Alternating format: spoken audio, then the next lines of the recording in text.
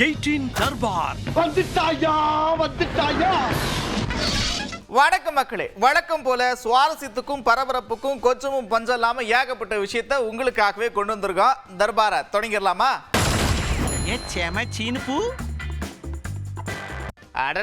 என்ன இவங்க நையின்னு ஒரு இடத்துக்கு போக விடுறாங்களா அப்படின்னு ஒரு இடத்துல இருந்து இன்னொரு இடத்துக்கு போறதுக்குள்ள ஏகப்பட்ட பேர் புலம்ப வைக்கிறது, விடாம ஹார்ன் அடிச்சுக்கிட்டே இருப்பாங்க. இது நார்மல் ஹார்னா தான் பரவாயில்ல, இந்த பயங்கரமா சத்தம்லாம் எடுப்போம் பாருங்க, அந்த ஹார்ன்லாம் கேட்கும்போது பயங்கரமா இரிட்டேட் ஆகும். இப்போ தஞ்சாவூர்ல சம்பவம் நடந்திருக்கு. போக்குவரத்து போலீஸாரெல்லாம் என்ன பண்ணிருக்காங்க, சோதனைலாம் பண்ணி இந்த ஹார்னெல்லாம் அப்படியே பிடுங்கி டயரை வச்சு ஏத்து அப்படின்ட்டாங்க.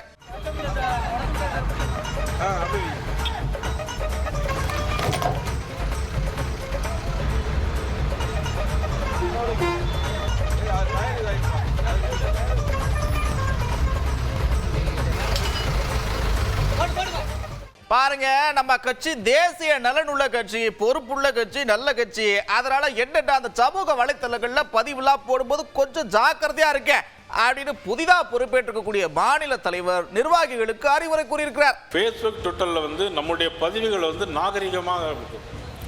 ஏன் நாகரிகமாக இருக்கணும் அப்படின்னா, நம்முடைய கட்சி அப்படிப்பட்ட கட்சி, ஒழுக்கமான கட்சி, கட்டுப்பாடான கட்சி, தேச நலன் சார்ந்த கட்சி, தேசபக்தி மிகுந்த கட்சி.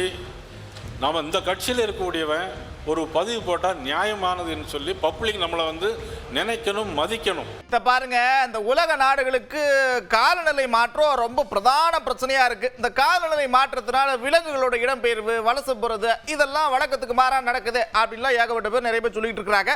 இப்போ என்னன்னா, விலங்குகளுடைய இடம்பெயர்வு, அந்த வலசை போறதுல எப்படி நடக்குது அப்படின்னு தத்ரூபமா அட்டையில் அப்படியே வடிவமைச்சு சூப்பரா காட்சிப்படுத்திருக்கிறாங்க.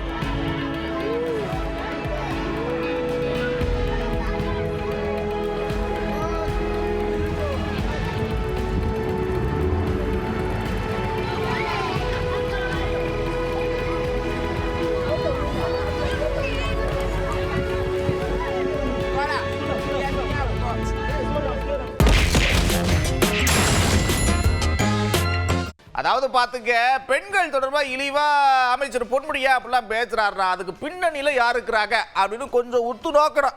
யார் இருக்கா அப்படின்னு பார்த்தா அமைச்சர் செந்தில் பாலாஜி இருக்கிறாரு. அவர்கிட்ட இருக்கிற துறை அப்படிப்பட்ட துறை, அதனாலதான் அவங்களை அப்பவே ஒதுக்கி வச்சிருந்தாங்க அப்படின்னு ஒருத்தர் சொல்லியிருக்கிறார். திராவிட முன்னேற்ற கழகத்தை சேர்ந்த அமைச்சர் பெண்களை ஆபாசமாக பேசுவது, ஏன்னா அவரை பேசுறதுக்கு காரணம் உங்களுக்கு தெரியுமா? ஏன் மாதிரி பேசுறாருன்னாக்க, செந்தில் பாலாஜிக்கு ஒரு காரணம். செந்தில் பாலாஜி என்ன துறை வச்சிருக்காரு உங்களுக்கு தெரியும்ல? அந்த துறையில அவரோட உறவோட வைத்துக் கொண்டு அவருக்கு என்ன பேசுறதுன்னு தெரியாது. மொத்தம் காரணம், செந்தில் பாலாஜியை சேர்ந்தாலே அந்த ஆட்சி அழிஞ்சுவிடும். அதனால புரட்சி தலைவி அம்மா அவர்கள் செந்தில் பாலாஜி அமைச்சர் பதவி நீக்கினார்கள். அத காரணம் தெரியும். ஸ்டாலின் பேசியிருக்கிறார். சட்டமன்றத்தில் ஸ்டாலின் செந்தில் பாலாஜி இளவரசன் என்ப இளவரசன் என்ன செய்கிறார் என்று பேசினார். அப்படி ஆபாசமாக நடந்து கொண்ட செந்தில் பாலாஜி நம்முடைய அம்மா அவர்கள் அமைச்சர் நீக்கினார்கள். ஆனால் அதே செந்தில் பாலாஜியை அமைச்சராக வைத்துக் கொண்டு அதில் பொன்முடி போன்றவர்களை எல்லாம் அமைச்சராக வைத்துக் கொண்டு ஆட்சி நடத்தி வருவதுதான் ஸ்டாலின் அவர்கள். இந்த நீட்டு ஒழிப்போ ரகசியங்களுக்கு தெரியும், இந்த மாதிரி ஏகப்பட்ட விஷயம் சொல்லிங்க, எல்லாமே பொய், ஒண்ணுமே தெரியாதவங்களுக்கு அதை வச்சு அரசியல் பண்ணிருக்கிறாங்கன்னு அவங்க குற்றம் சாட்டியிருக்கிறாங்க. இதை பத்தி நீங்க என்ன நினைக்கிறீங்க அப்படின்னு அமைச்சர்கிட்ட கேட்க, அவர் என்ன சொன்னார் தெரியுமா? தைரியம் இருந்தா சட்டசபையில பேச சொல்லுங்க பாப்போம் அப்படின்னு சவால் விட்டுருக்க. அப்படி நீட்டு விவகாரம் தொடர்பா நேத்தில இருந்து அதிமுக திமுக தான் நீட்டு கொண்டு வந்து துரோகம் பண்ணது, மாணவர்களுக்கு அஞ்சலி செலுத்துறோம்னு சொல்லிட்டு அதிமுக நீட்டை கண்டிச்சு ஆர்ப்பாட்டம் பண்ணிட்டு இருக்காங்க. அவங்க தைரியமா இருந்தால் சட்டசபையில பேச சொல்லுங்க. தைரியமா இருந்தால் சட்டசபையில பேச சொல்லுங்க. அதே போல நயினார் நாகேந்திரன் சொல்லியிருக்காரு, 26 தேர்தல்ல இறைவன் திமுகவை வீட்டுக்கு அனுப்புவான்னு சொல்லிட்டு. பாவம் பாவம். இவர் இப்படி ஒரு பக்கம் சவாலுட, இன்னொரு பக்கம் அவர்கிட்ட சொல்றாருன்னா குண்டு அவங்களே வைப்பாங்களாம், அப்புறம் அவங்களே எடுப்பாங்களாம். என்னங்க என்னென்ன கதையா கலக்கலரா நீர் விடுறாங்க பாருங்க. நீட்டை கொண்டு வந்ததே அவங்க தான், அவங்க போக அப்படின்னு சொல்லியிருக்கிறார். நீட்டை ரத்து செய்வேன் என்று அமித்ஷா கூறுவார்களான்னு நீ பண்ணின பாவத்துக்கு நாங்கள் எதுக்கியா சுமக்கிறது? நீட்டை கொண்டு வந்தது யார்? நீட்டு தவறு என்றால் அந்த குற்றத்தை செய்தது திராவிட முன்னேற்ற கழகம் என்பதை மறந்துவிட வேண்டாம். ஏனென்றால் 2010 நீட்டு சட்டத்தை பாராளுமன்றத்தில் பைலட் பண்ணது யாரு, அறிமுகப்படுத்தின யாரு? காந்தி செல்வன் என்கின்ற திராவிட முன்னேற்ற கழக அமைச்சர். ஏன் பொய் சொல்லணும் முதலமைச்சர்? முதலமைச்சர் பொய் சொல்லலாமா? திமுக மட்டும்தான் நம்பி இருக்கிற மாதிரி ஒரு மாய பிம்பத்தை உருவாக்கிட்டு இருக்கிறாங்க, வதந்தி பரப்புறாங்க. எந்த ஒரு எதிர்பார்ப்பும் இல்லாமல் ஒரு கூட்டணியில் இருக்கிறதுக்கு தொலைநோக்கு பார்வை இருக்கு. அதுக்கு நீங்கள்லாம் இடம் கொடுத்துடக்கூடாது அப்படின்னு கட்சி நிர்வாகிகளுக்கு அறிவுரை வழங்கியிருக்கிறார். அவர்களின் முதல் நிலைப்பாடு என்னவென்றால் திமுக கூட்டணியை பலவீனப்படுத்துவது. அதில் தான் குறியாக இருக்கிறார். அதற்கு அவர்களுக்கு இருக்கிற ஒரே துருப்புச் சீட்டு விடுதலை சிறுத்தைகள் கட்சி தான். ஆர்வமாக இருக்கிற ஒரு சிலரை தூண்டிவிட்டால், சீண்டிவிட்டால், இடக்கு முடக்கான விவாதங்களுக்கு உட்படுத்தினால், அவர்களிடமிருந்து ஏதேனும் ஒரு சொல்லை பிடுங்கி ஆளும் கட்சியோடு நாம் வைக்கிற கோரிக்கைகள் வேறு, திமுகவோடு நாம் வைத்திருக்கிற கூட்டணி உறவு என்பது வேறு. கவனமாக இயங்க வேண்டிய தேவை உள்ளது. எனவே இயக்கத் தோழர்கள் தேர்தல் நெருங்கி வரும் சூழலில் மிகவும் எச்சரிக்கையாக இருக்க வேண்டும் என்பதை மீண்டும் ஒரு முறை வலியுறுத்தி சொல்ல கடமைப்பட்டிருக்கிறேன். வண்டியில போய்கிட்டு இருக்கிறப்ப தூரத்துல ஏதோ தண்ணி இருக்கிற மாதிரி தெரிஞ்சது. கிட்ட போய் பார்த்தா காணல் நீர் ஒண்ணுமே இல்லை. அப்படித்தான் சமூக நீதி சமூக நீதினு பேசிக்கிட்டே இருக்கிறாங்க. எங்கப்பா தமிழ்நாட்டில் சமூக நீதி இருக்கு? ஏகப்பட்ட விஷயம் நடந்துறதுக்கு ஒன்றுத்துக்கும் குரல் கொடுக்கல. ஆனா சமூக நீதினு சொல்லிடுறாங்க அப்படின்னு அக்கா சொல்லியிருக்கிறாங்க. அண்ணன் திருமாவளவன் அவர்கள் வேங்கை வயல்ல உங்களுக்கு எந்த நியாயமும் கிடைக்கல. அதே மாதிரி பட்டியலின மக்கள் தமிழகத்தில் தாக்கப்பட்டு கொண்டிருக்கிறார்கள். அதற்கு எந்த கண்டனத்தையும் தெரிவிக்கவில்லை. அதனால் இன்று சமூக நீதி என்று பேசிக் கொண்டிருக்கிறார்கள். ஆனால் தமிழகத்தில் சமூக நீதியே இல்லை என்பது வெளிப்படையாக தெரிந்து கொண்டிருக்கிறது.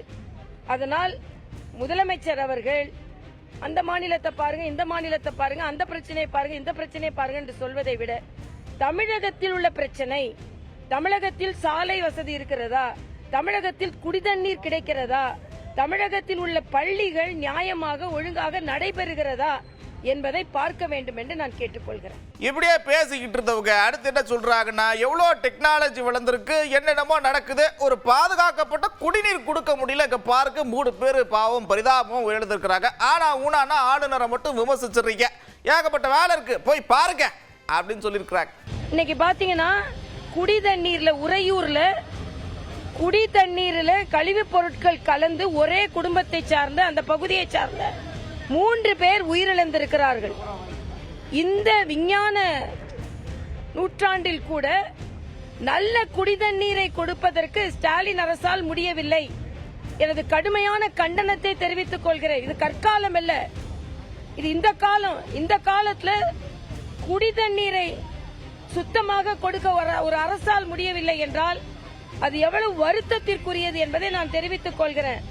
ஆக இப்படி மக்கள் மீது கவனம் செலுத்தாமல் ஆளுநர், போஸ்ட்மேன், மற்றவர்கள் எல்லாம் எதுக்குமே பிரச்சனை உபயோகம் இல்லாதவர்கள் என்று பேசிக் கொண்டிருக்கிறார். ஆளுநர் போஸ்ட்மேனாக இருந்தால் நீங்கள் எதிர்க்கட்சியாக இருக்கும் பொழுது ஏன் அவரிடம் சென்று கோரிக்கைகளை வைத்தீர்கள்? ஏன் ராஜ்பவன் படிகளை மிதித்தீர்கள்? அப்ப எதிர்கட்சியா இருக்கும்போது ஆளுநர் வேணும், ஆளுங்கட்சியா இருக்கும்போது ஆளுநர் வேண்டாம். அந்தந்த அரசியலமைப்பு சட்டத்தில் அந்தந்த பதவிக்கு இருக்கின்ற மரியாதையை நாம் கொடுக்க வேண்டும் என்பது எனது கருத்து.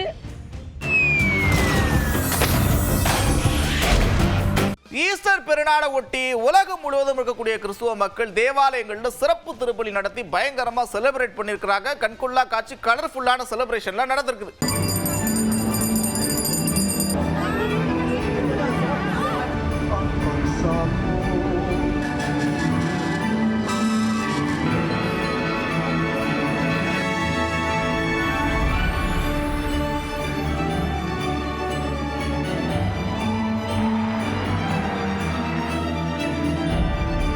ஏப்பா இவ்வளவு பெருசா இருக்கு, இது எப்படிப்பா பறக்குது? குட்டி ஒன்று பட்டத்தை நானும் சின்ன வயசுலேருந்து மாடி மேலே பறக்க விட்டுருக்கேன், பறந்ததில்லை. ஆனால் பயங்கரம் போக பார்த்துக்கிட்டே இருக்கலாம் அப்படின்ற மாதிரி சீனால பட்டமிடும் திருவிழா நடந்திருக்கு. சும்மா வண்ணமயமா இருக்கு பாருங்க.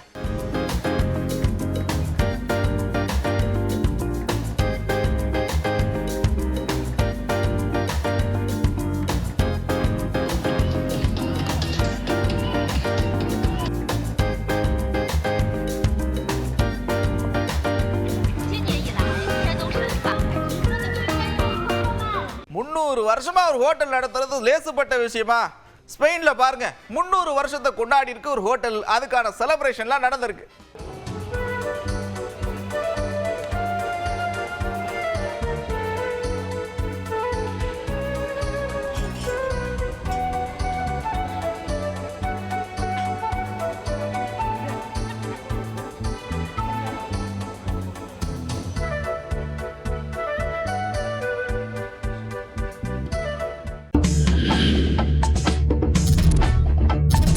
ராணிப்பேட்டை பக்கம் வண்டியை விட்டோம் பாத்துங்க. அங்க என்னடா விசேஷம் அப்படின்னா, தமிழ்நாடு முழுக்க திரௌபதி அம்மன் கோயில்கள்ல திருவிழாக்கள் நடந்துகிட்டு இருக்கு, நீங்க பாத்திருப்பீங்க. இப்ப ராணிப்பேட்டையில துரியோதன படுகளை நடத்திருக்கிறாங்க. கலர்ஃபுல்லான வண்ணமயமான கொண்டாட்டம்.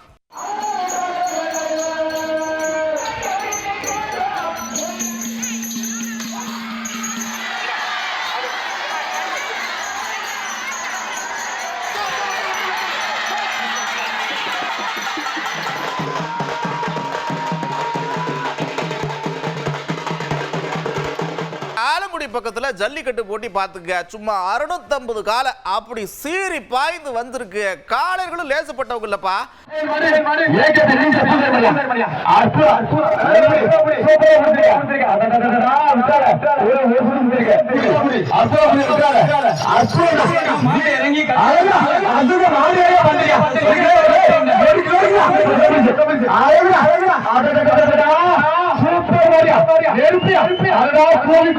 குட் ஃப்ரைடே, வார விடுமுறை, ஈஸ்டர் எல்லாம் ஒன்னா சேர்ந்து வந்ததால குடும்பத்தோட செலிப்ரேட் பண்ணுவா அப்படின்னு எங்கெங்கெல்லாம் இடம் இருக்கோ, எங்கெல்லாம் சுற்றுலா தலங்கள் இருக்கோ அத்தனை இடத்துக்கும் மக்கள் படையெடுத்து கொண்டாடி தீர்த்திருக்கிறாங்க. கொடைக்கானல்ல லேசுப்பட்ட கிரவுட் இல்ல.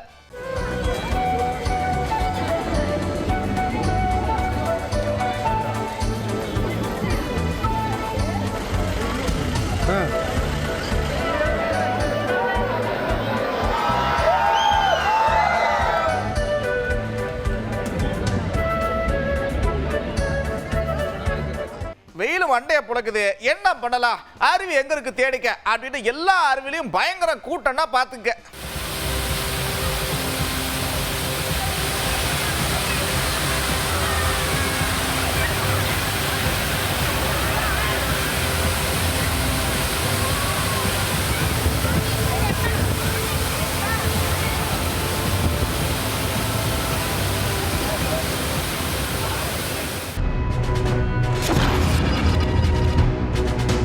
கடந்த சில நாட்களுக்கு முன்னாடி சென்னையில் மழை தண்ணியில் தேங்கியிருந்து மின்சாரம் தாக்கப்பட்டு ஒரு சிறுவன் பாதிக்கப்பட்டார். உடனே துரிதமாக செயல்பட்டு ஒரு இளைஞர் காப்பாற்றினார். பயங்கரமாக ட்ரெண்ட் ஆச்சு அந்த வீடியோ, நிறைய பேர் பார்த்துருப்பீங்க. இப்போ என்னன்னா, இந்த மாதிரியான ஒரு எமர்ஜென்சி டைமில் உதவக்கூடிய மனப்பான்மை மக்களுக்கு இருக்குதா, அந்த மாதிரி நேரங்களில் என்ன முடிவெடுக்கணும் அப்படின்னு மக்கள்கிட்ட கேட்டிருக்கோம். மக்கள் பலவிதமான கருத்துக்களை சொல்லியிருக்கிறாங்க. பாப்போமா?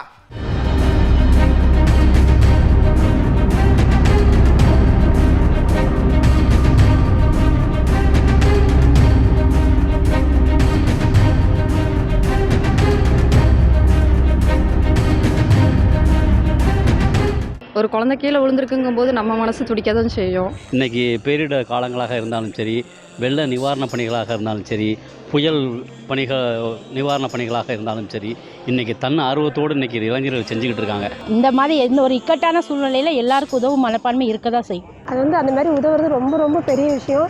அந்த மாதிரி மனசு எல்லாத்துக்கும் வரணும். ஒரு மனிதன் அடிபட்டான் அப்படிங்கிறப்ப மக்களோட இது மேலோங்கி தான் இருக்குது. கொரோனாவுக்கு பிறகு மக்களுக்கு வந்து சேவை செய்யணுங்கிற எண்ணம் அதிகமாகிருக்கு.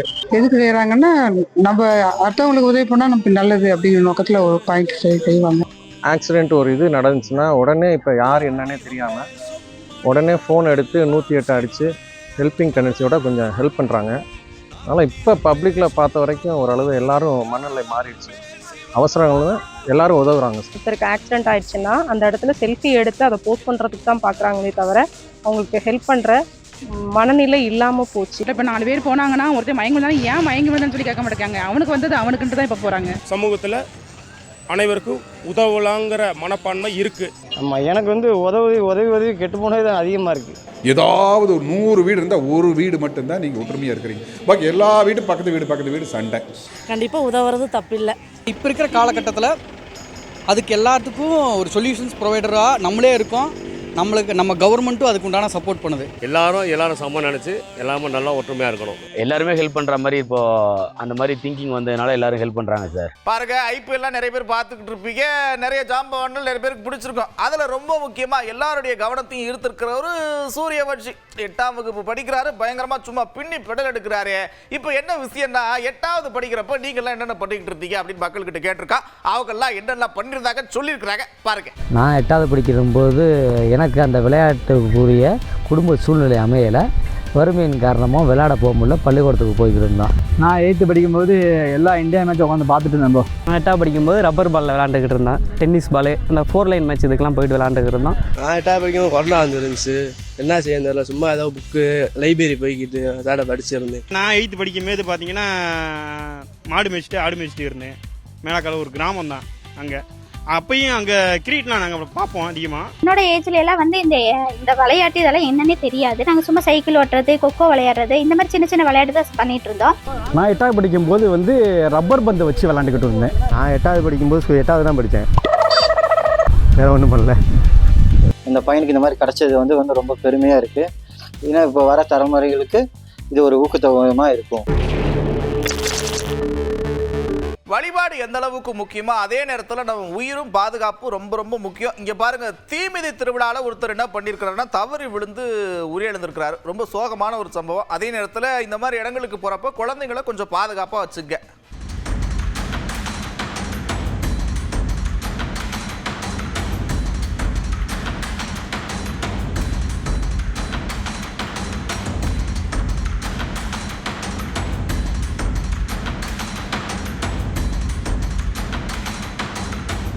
அடிக்கடி ரோட்ல போயிட்டு இருக்கிறப்ப வண்டிலாம் பத்திக்கிட்டு எறிகிற சம்பவம் இப்போ சமீப காலமாக அதிகரிச்சிருக்கு. இந்த லாங் டிராவல் பண்ணுறவங்கெல்லாம் வண்டிக்கு அப்பப்போ ரெஸ்ட் கொடுக்க, ரொம்ப ஹீட் ஆகிடக்கூடாது. ஏன்னா வெயில் வேற பயங்கரமாக மண்டையை படந்துக்கிட்டு இருக்கு. திருப்பதிக்கு இப்படி தான் ஒரு குடும்பம் போயிருக்கிறாங்க. பயங்கர வெயில் ஒரு பக்கம், வண்டி வந்து தீ விபத்து ஏற்பட்டிருக்குது. நல்ல வேலையாக யாருக்கும் உண்டு ஆகலை. அதே நேரத்தில் இந்த மாதிரி போகிறப்ப கொஞ்சம் சூதானமாக பத்திரமா இருக்க.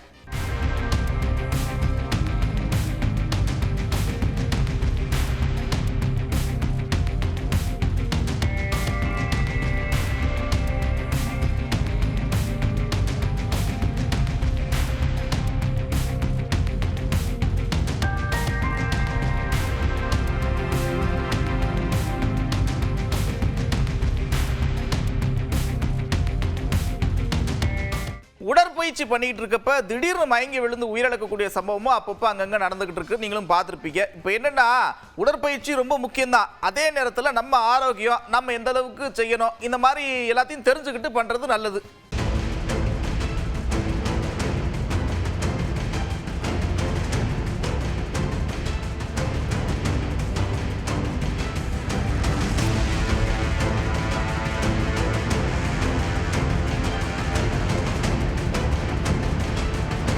மறுபடியும் இதே மாதிரி ஒரு தர்பார்ல உங்களை சந்திக்கிறேன். அதுவரை விடைபெறுவது நான் நந்தா. இது 18 தர்பார். 18 தர்பார் வந்துட்டாயா.